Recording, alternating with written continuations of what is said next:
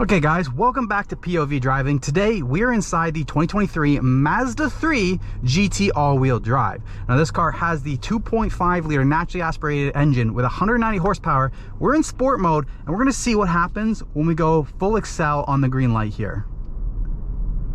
We do have to merge over to the right. There is a car there, so does this car have enough pace to beat somebody when you need to? They're going to get an advance.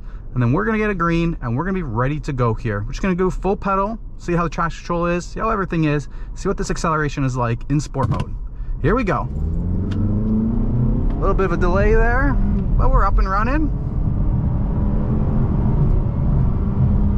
Okay, so we had plenty to, take somebody by surprise. If they're not trying to race us, we got past them. Now the question is, if we are trying to race somebody, kind of, in a legal sense, would we have enough power there?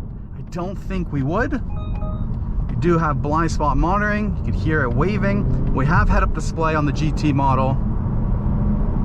The GT model for the Mazda 3 seems to be the highest trim level. The only thing that seems like that would be missing on this car would be adding the turbocharged engine versus having the naturally aspirated 2.5.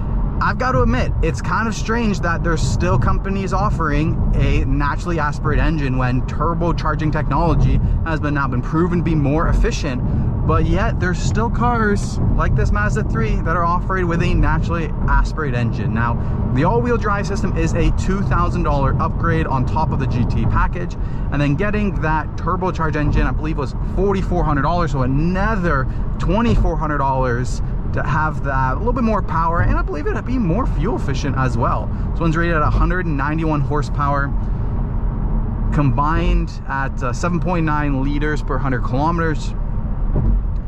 I've had this car for a week, so thank you to Mazda Canada providing me with this press vehicle to test drive. I've got to say, I like the leather interior for it, but some things feel like they just haven't been updated yet where they need to be. I mean, we don't have a touch screen. The transmission is still a physical transmission, not like just an electronic one, where almost all their manufacturers are just click a button here for which drive mode you want.